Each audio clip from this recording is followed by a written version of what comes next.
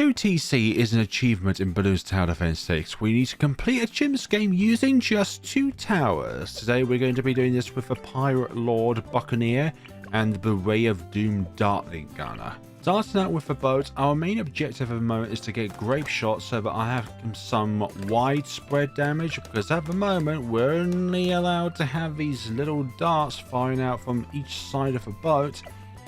And that's not going to get us very far, and also need to micro our targeting here so that we can get through these first few rounds here. Hopefully that should be enough. Yeah, I don't think we should be able to get this on this round, so there's no need to worry really, I think. It takes a long time to get 595, that's what it feels like. Sometimes grape shot is better than hot shot. Not because of not being able to pop lead balloons, but because the grapes are able to pop purple balloons and also receive sharpening stone while they're not under hot shot, because then it changes to a fire damage type. Both the Pirate Lord and the Ray of Doom have received a buff in update 45. The Ray of Doom's price has now been reduced, so rather than being 86,400 in hard mode, it's now 81,000.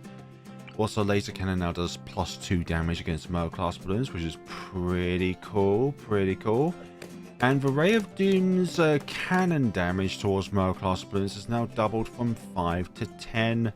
Is it bonus damage or just damage in general?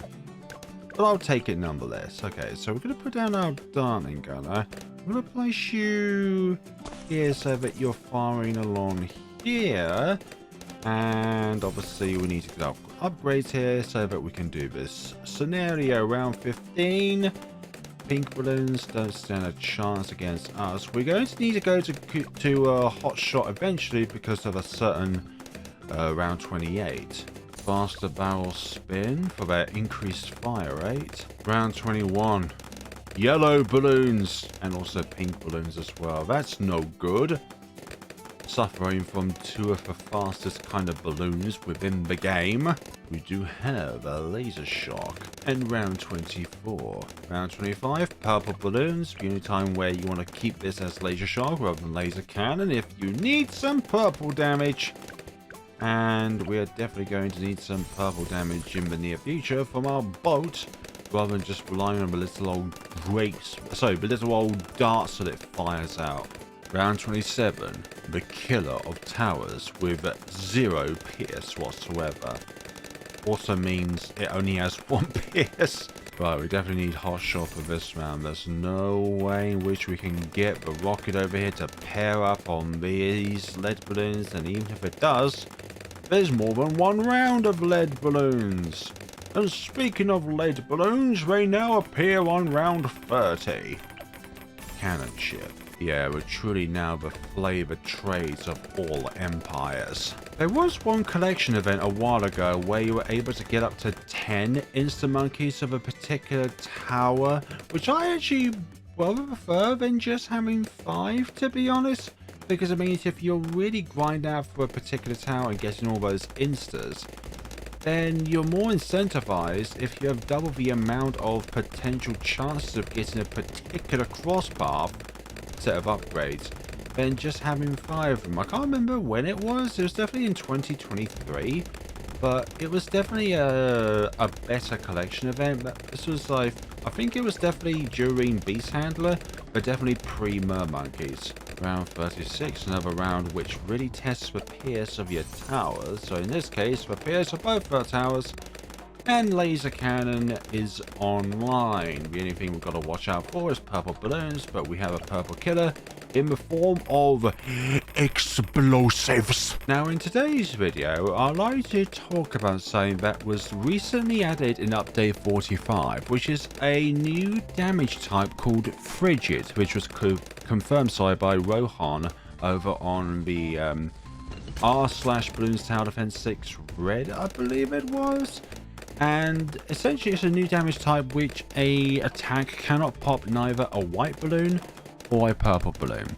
Now, to me in particular, for a 2-tower CHIMPS run, that's got to be, for the Poseidon pathway, the single biggest nerf that a tower has ever received in Two Tower Chimps. Because Poseidon used to be a very good tower for your single target damage, for your DPS against middle class balloons.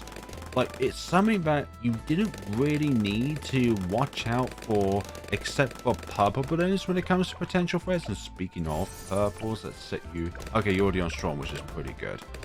Okay, so there we go. That's all cleared up that now.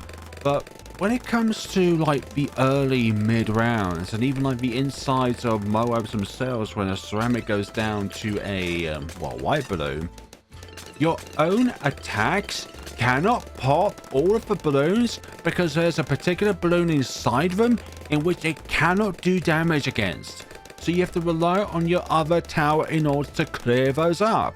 Which means for Poseidon, in my view, has gone from probably a B tower.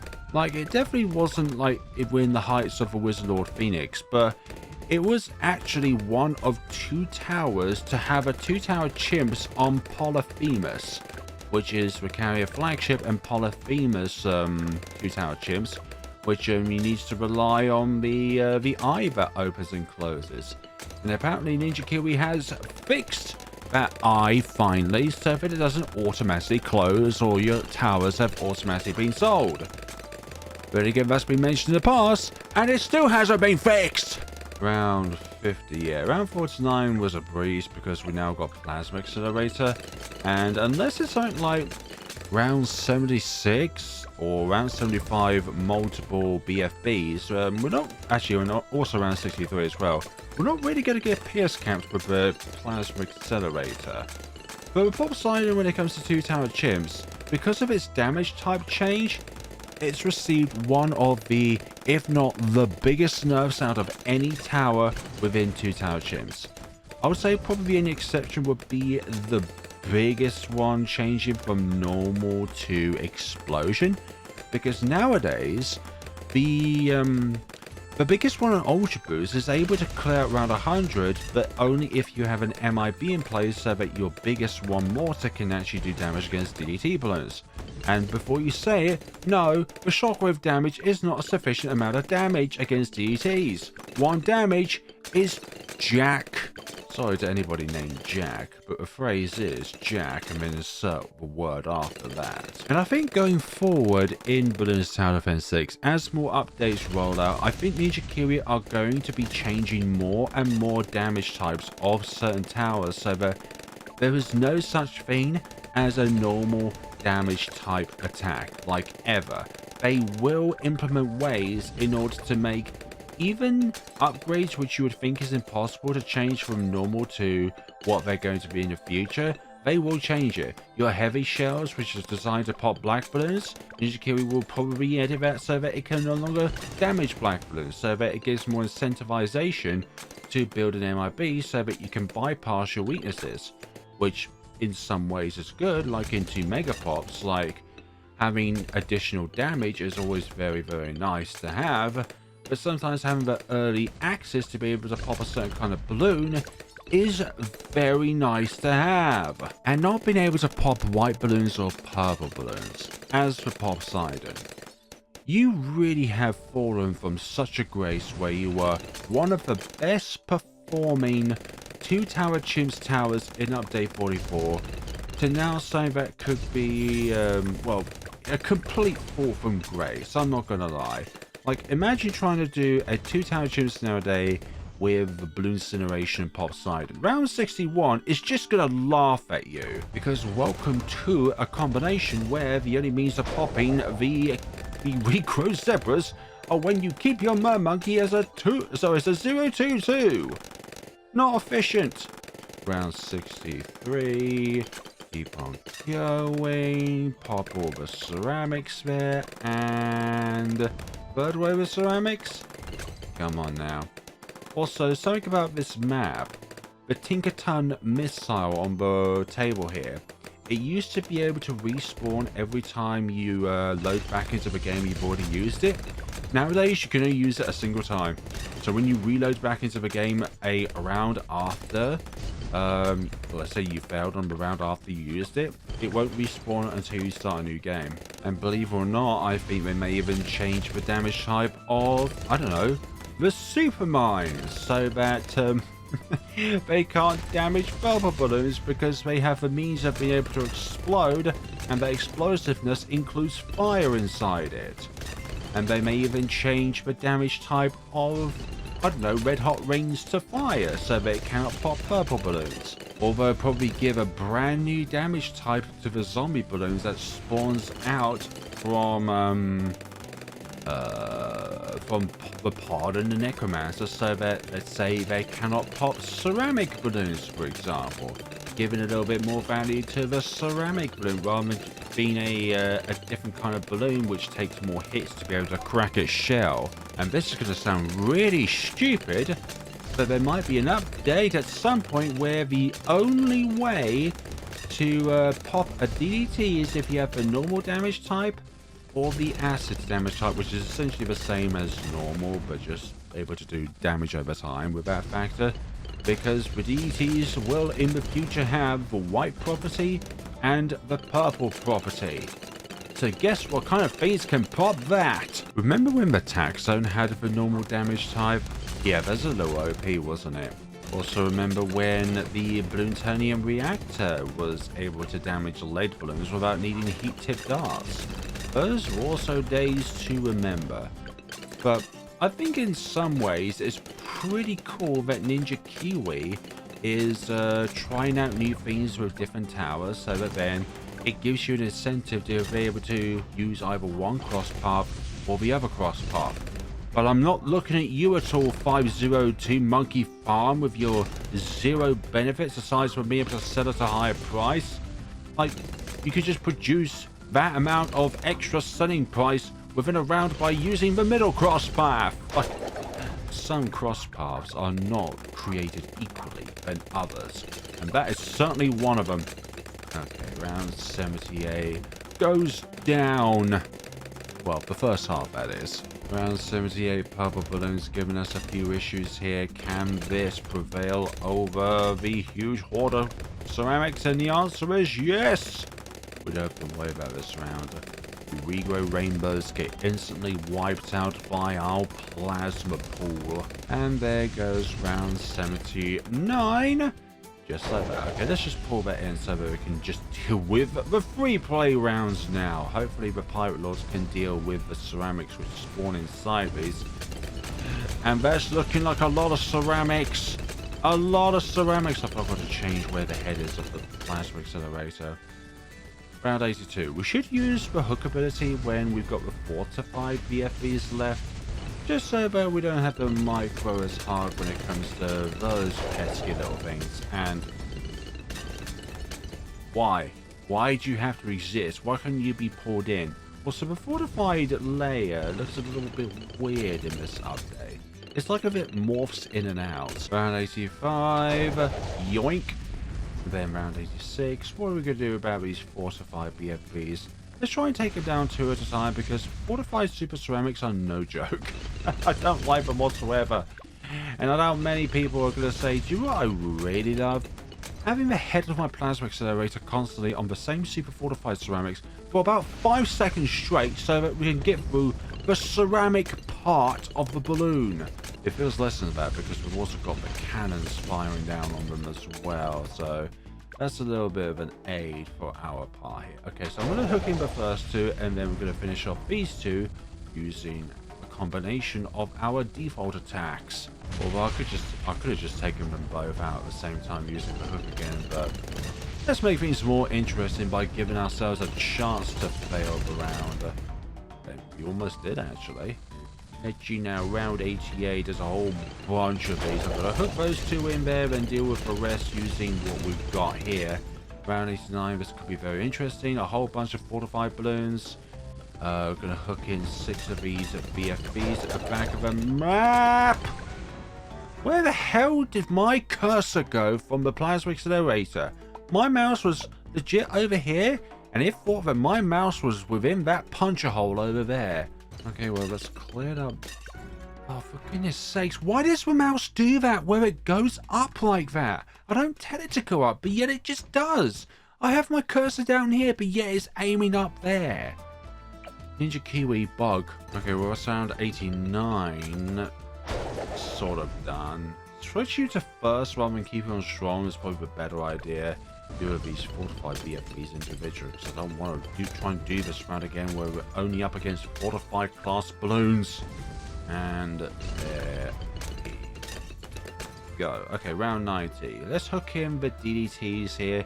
Imagine a round where on round 90 the regrow camo legs are dealt with after the hooking of the DDTs.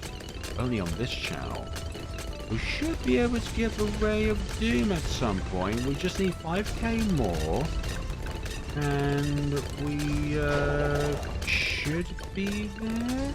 Should be there. No, maybe next round. Of course it's next round. We've got all these bloody fortified Moabs again. Give me flashbacks around 79 again. Oh crap.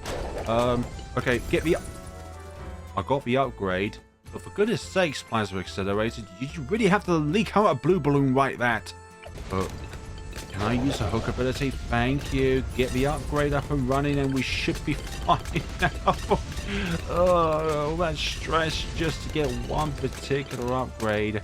But now we are settled. Round 93.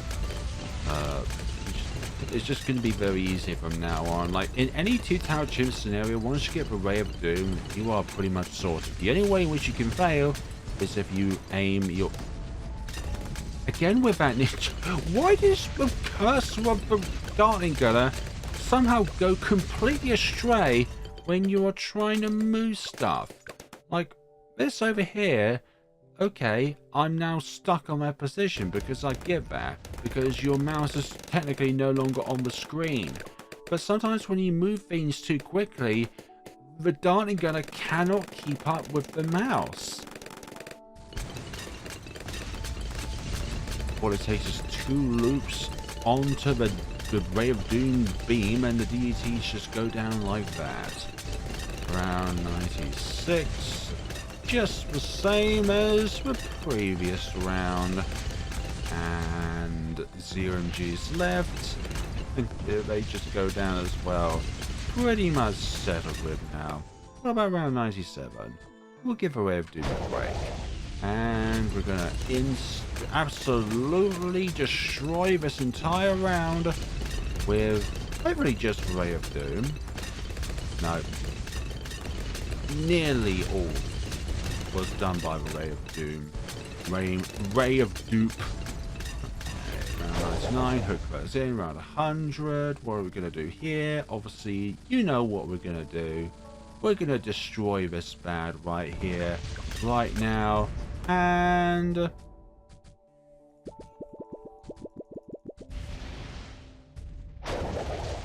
there we go. I just want to activate that missile. Thank you all so much for watching. I know it's a little bit of a stressful moment here and there, especially when it comes to like trying to micromanage the Dartling Gunner's cursor and where it is at any given point in time. At least it's not as painful as Ace Micro. That's the one kind of micro that I can't do to save my life. If I was given the choice of trying to do a Sky Shredder DDT solo, or just, well, I'm not going to try and say it out loud, but you know what I'm going to say, but just give all of my money away, I'm thinking just take my money and leave me alone. I think certain kinds of torment are not worth trying to prevail over. And Sky Shredder Ace DDT Camo Solo is not one of those things I'd like to participate in. Thank you very much. I know there are a handful of people that can do that sort of thing perfectly though. Thank you all so much for watching. Let me know what you thought of the video down in the comment sections below. And it's the spooky season. You want to get your spooky beast handlers, your spooky engineers, your spooky wizards, you're a Harry wizard, or your spooky ice towers, which I think has a better damage type than than the Bob Sidon does. Or at least its ability can actually pop white balloons, like Absolute Zero. Ice Cream Pail, that can hit purple balloons. And the top cross path has normal damage type. So yeah, even though it's a cold base attack, at least at some point it's able to actually overcome most, if not all, of their weaknesses, which is something that you cannot say for yourself, demigod. Thank you all so much for watching, everyone. If you're ever shopping on the store, then please by all means use my creator support code. And they even have a sale going on the Pile of Monkey Money sale for 3.5k buckaroonies. Or just play Inferno for a fair few times, 240. So 15 times, and you'll be able to get that sort of money. Who wants to do that? Thank you all so much for watching. Take care of yourselves, everybody.